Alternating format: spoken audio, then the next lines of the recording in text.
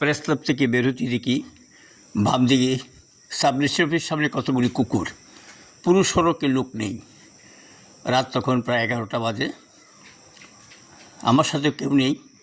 তারপর দেখলাম একটা ভিডিও ধারণ করি।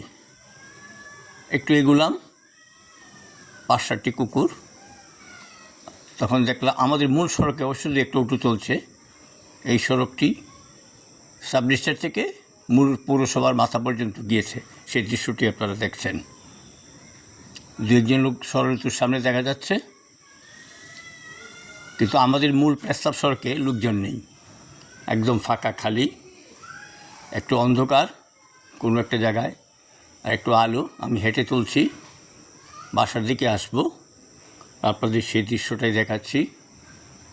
একদম রাস্তার মাথা থেকে এক মাথা থেকে আরেক মাথা।